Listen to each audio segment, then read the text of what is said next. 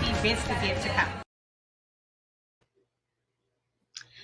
Hello, everyone, and a warm welcome to the Cappuccino Club social TV channel. We go live 6 days a week from Cape Town in South Africa. I'm your host, Bridgetti Limbanda, and my amazing co-host is Viola Manuel, in case you haven't met us before. Welcome, Viola. How are you today? Thank you. I'm fine. I'm actually just getting used to the cold weather now because Cape Town's now just suddenly experiencing such extreme cold weather. At least for us, it's extreme. You know, we've been so, South Africans are so spoiled by having sort of mild weather. We really don't have extreme weather, but it's just suddenly become very cold. I do know that Johannesburg is also experiencing some really cold weather. But yeah, it's cold and it's very few homes have central heating. So you feel it. You feel the cold. But it's been good. It's been good. How's your day been? Same here, cold. I'm frozen to the bone. I'm sitting here with a blanket over my knees to try and keep warm. We don't have, overseas people have central heating built into their homes. It's a de facto standard for homes. Whereas in South Africa, I was talking to someone about this the other day, was in South Africa, you have windows and doors that don't seal properly. Yeah. And the cold seeps in. Yeah. But also remember that our weather's, I think over the last few years, it's actually gotten much colder. Growing up as a kid, I remember we had lots of rain. We had lots of rain in winter, but it wasn't as extremely cold. But maybe it's because I was young and foolish and didn't even think about it. But I can't remember it being this cold. So I think our weather is changing. Our weather patterns are changing. And so it's cold compared to, it's just been a bit crazy. But, one of the things that we keep talking about is, just keep thinking about all the homeless people and people who don't have homes, you're constantly thinking about them. But, for those of us who are as part of lockdown now, it's a great time to just cuddle up and take your blanket and binge watch your series if you've finished all your work. And so we're all stuck in our homes still, day 74. Absolutely. Still hard to believe we are where we are, One thing I did want to mention, we've spoken a lot about how we could, pivoting and using technology to pivot. And a lot of people have taken, to going online. Meetings are online. I think a lot of companies are still holding their meetings online. People are taking their business models online. I have seen a lot of ads looking for digital administrators, digital marketing managers. A lot of those positions are flying around at the moment, and they're looking for people who know how to take the business online, because a lot of companies have had a web presence, but simply having a website doesn't mean that you can trade online, that you can interact with your clients online. So there's a huge shift. I know there were a lot of companies historically that may have had a web presence, but they were averse to social media. Absolutely. And then I think everybody sort of got onto the social media bandwagon.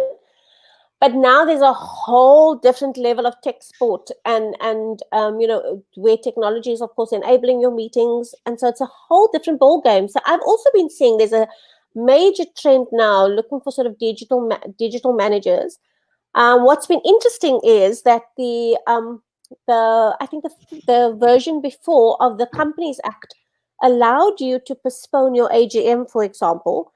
But the current Companies Act doesn't allow you to. It's got to take place 15 months after your AGM has taken place. The next AGM has to happen.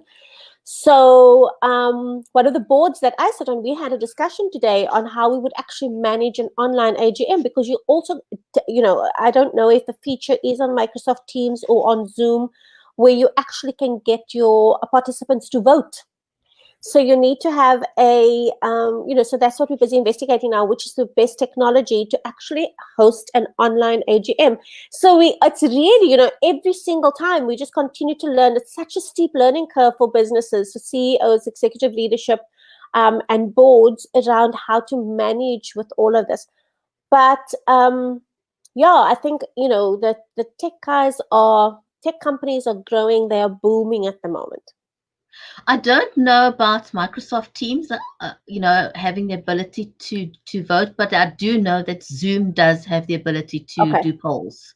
Okay. I've participated in Zoom meetings where we've done polls in Okay. real time. Okay. So that's good to Yeah. know for that Yeah. kind of application.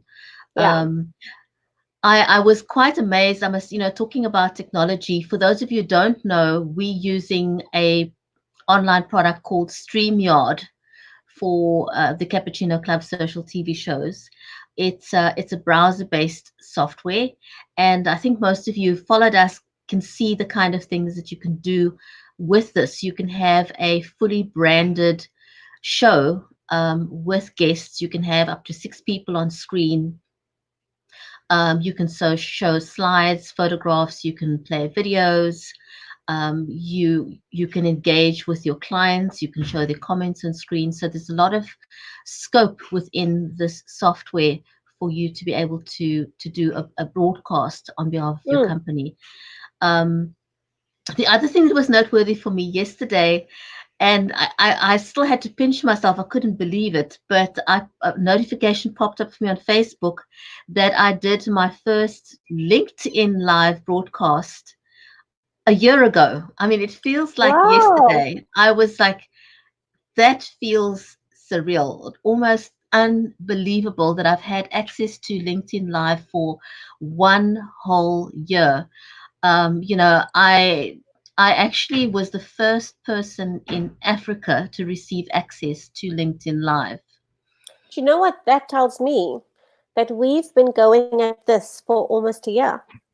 Because It's insane. when we started our discussion, our first meeting that we had, you mentioned that that very day you had just received notification that says that you had been given, sort of been awarded the opportunity to do that, to go live on LinkedIn. So we are both going to have to get cupcakes and candles and say well done to both of us, because I mean it's been amazing. It has been amazing what the platform has done, even for the Cappuccino Club. And it was never set up to sort of be a marketing tool, but it's just helped so many people that have engaged with the club. It's just helped so many people. So it's been brilliant. It's been a brilliant tool. But I mean, just in terms of the whole, lockdown and South Africa right now, it's interesting. I spoke to somebody from New Zealand, and they were saying that I think it was yesterday, yesterday was day 12 with no new cases, no new infections. So they Amazing. were, That's wonderful. so they were expecting to actually go back to level one or absolutely no lockdown. I think it's I the think end they've of gone this down to month. level one. They've Okay. actually they've made the announcement. I think everyone was doing the happy dance. Yeah. I mean, that's an amazing achievement. Yeah, yeah. So I'm really excited to celebrate when we get there. When South Africa finally gets to the point where we are, we're sitting with 14 days, no infections.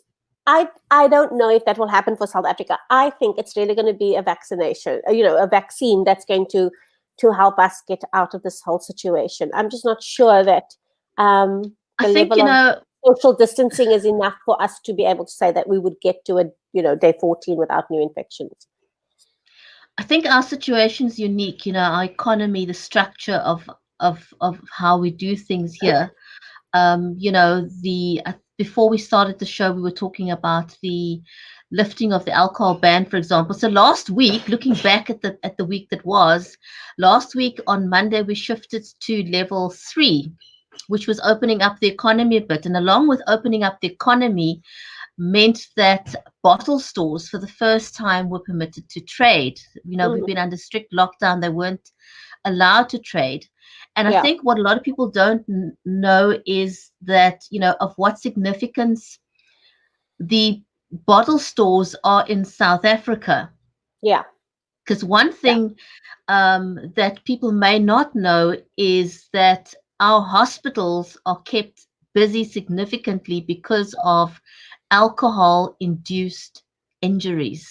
yeah. And it's And probably one of the reasons why the lockdown or the prohibition of alcohol lasted for as long as it did. Yeah, I mean, I don't know, there's a video circulating, but I think the video actually just expresses, in my mind, what a lot of frontline staff, what a lot of nurses are feeling, where they're saying, you know what, we have actually sacrificed our families, we've sacrificed our time with our kids, we've sort of self-isolated, we've done everything we needed to do, we've lived at the hospital that we work in, we've been, just for the sake of our families, staying away, etc., etc., etc.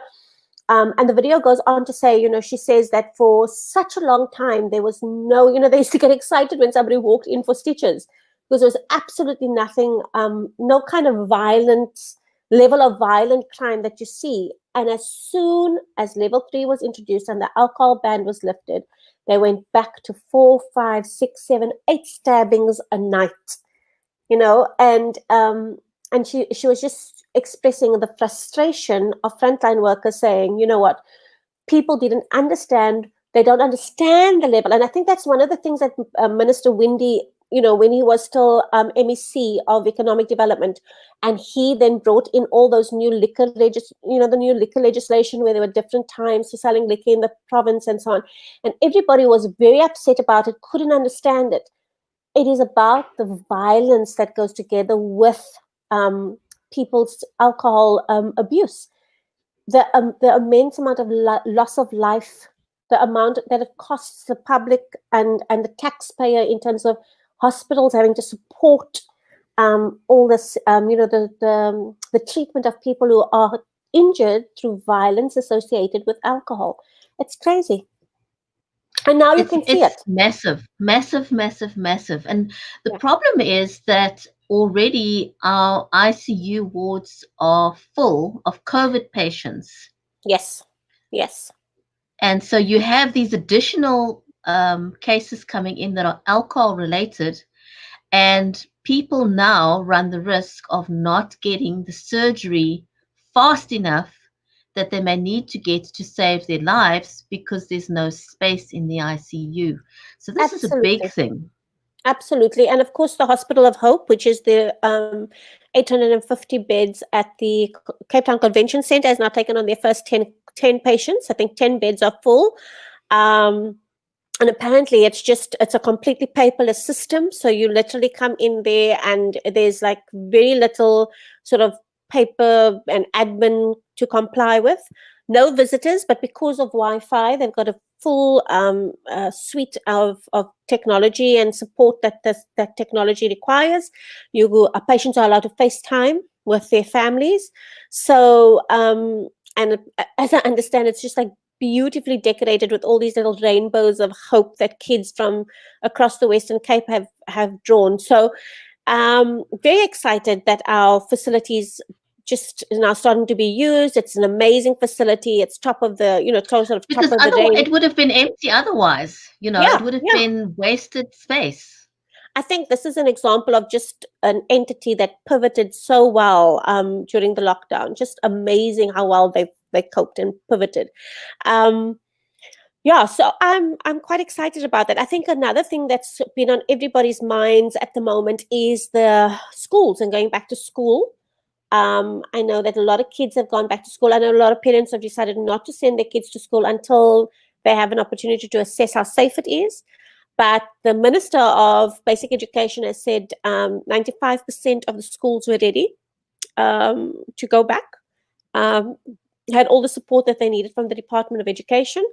Um, so yeah, I think it will there'll be lots of teething problems, but I'm sure that over time things will just smooth out and our kids will go back to getting the education that's required with the safety measures that are required as well. So if we can get that balance right, then that would be a good thing for the future of our kids and for their education, and just being able to make sure that we take care of them as much as we can and be as responsible as we can amidst this whole COVID debacle and crisis, that we actually just get our kids back to schools. We spoke about the tourism industry the other day, and I thought it was worth a mention again. You highlighted how our tourist industry could possibly pivot and help businesses. So instead of taking tourists around, they could actually be driving company staff in their vehicles Yeah. and making sure that they're safe, so that don't staff doesn't have to use public transport, and they are transported safely. So if you're out there listening and you're in the tourism industry, this is something that you could look into, approaching companies and making sure their staff gets home safely, Yeah. and even, possibly our children that Yeah. need to be transported, because there's a huge Yeah. deficit in terms of the availability. Mm. With social distancing, the taxis are not permitted to transport as many children. So I'm sure if some of you reach out to parents and make yourselves, your services available. Something else I saw, Viola, that was very heartwarming today, I think it was TourVest. They are doing Yeah. um, virtual tours around the Western Cape, and it's very well done. They're using Zoom to do virtual tours, guided virtual tours. Yeah. I had a look at it, and very innovative. Love what they're doing, and what they do is at the end of the virtual tour, they display the SnapScan code so that you can make a contribution. And Yes. I thought it was a And lovely way of doing it.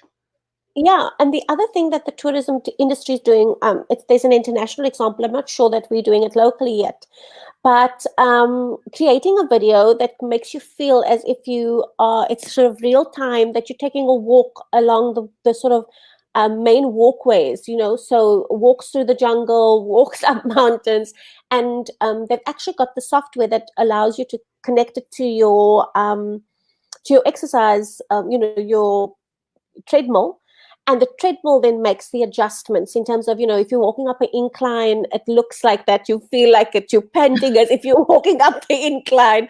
It just can't simulate the loose rocks that you're going to fall on, but it's just so interesting, because it's now, people are taking those virtual walks, falling in love with those places and putting them on their bucket lists. And Ye- another very, very interesting pivot, Brigitte, for the tourism industry is, especially people with Airbnb. mhm. Airbnb has taken such a hit, Huge but a knock. lot of people need a place to isolate, to self-isolate. So, especially in homes where it's extremely full, I think if Airbnb could be made available to those people for the 14 days that you have to isolate yourself, I think that there's an opportunity, but it obviously can't be at those exorbitant rates that everybody was charging international tourists. But I think if you put your place up and say, this place is a good place to quarantine, there's, point out the reasons why, and do a deep clean on the place before and after, I think that there's another opportunity for the tourism industry to pivot. And even if they had to drop their rates, it's better than nothing, because Correct. since lockdown, there's been zero income. So even if they had to take a huge cut, getting Yes. half of what they did before is a huge Yes. improvement over absolutely Yes. no Yes. income. Especially, so I take myself for example. I've got elderly parents staying with me. If two or three of us were to get ill, it's very difficult to sort of self isolate in a home where you've got people who are at high risk. So either sending them away or you go away makes a lot of sense. And it's 14 days. So if you could put packages together for those 14 days at a more reasonable rate and advertise it as such, I think that there's another opportunity for the tourism industry to pivot. But yeah, so, and I think COVID's going to be with us for a very long time still, especially for us here in South Africa. And people are going to have to find ways to, so if you have Wi-Fi, you've got a one-bedroom place, put it up, advertise it as a place for people to come and, self-isolate. Absolutely. And I think we still, we opened the conversation with technology. I think we've got a long way to go. There are children that for some or the other reason are not able to go to school. And, we need to embrace technology and be smart about it. Teachers had no preparation for this. Teachers were not trained to do online classrooms. Mm, So you've got children that have returned to school now, but not everyone can, yeah, and you can't, for those who aren't able to attend school for a legitimate reason, or the parents aren't convinced that their children will be safe, it doesn't mean that those children should be left behind. We've still got to correct. use technology to make sure that they can keep up with the rest of the class that are able to go to school. So, Absolutely. Yeah, Yeah, lots of and things that we can do. another industry that could very easily, I think, sort of suit itself to helping is the printing industry, because there's a lot of kids where if people were going to donate something, they could donate paper or they could donate money to actually getting some of the work printed for school for students. Because I really think there's a lot of kids who do not have access to devices, who do not have Wi-Fi, but and need to stay at home. Just getting those people to be able to, getting those schools to be able to print that material and then have it delivered to kids. It's such a thing for me. It's like one of my soapbox issues, that we need to be able to understand that everybody doesn't come from a position of privilege. And so if we can find a way to use the industries that have a little bit of a lull in them now to just to assist those children, that makes so much sense. Absolutely, it does. It does. I think that's kind of a wrap for our show Yeah. today. Yeah. So Yeah. We if you're always watching just the show, talking and talking. I Yeah. know. So if you're watching the show on the replay, let us know where you're at. If you are in South Africa, how has the first week back? Because it's Monday to Monday. It's been the first week back where business has opened up. What are the difficulties you're experiencing? Are you finding that your company is able to enforce social distancing? How's that working for you? We'd love to know. Thank you so much. And then, of course, just for all the viewers to also just tell us where they're at in terms of their businesses, and how your business is pivoting. How are you as an individual pivoting? How are you coping? Yeah, it would be interesting to hear from our viewers. Absolutely. Thanks for joining us. Thank you to everyone who's watched the show live with us. And thank you to those of you who's catching the show on the replay. We'll be back again tomorrow. So stay safe and have a great evening, everyone. From us in Thanks. Cape Town, it's goodbye for now. Bye bye.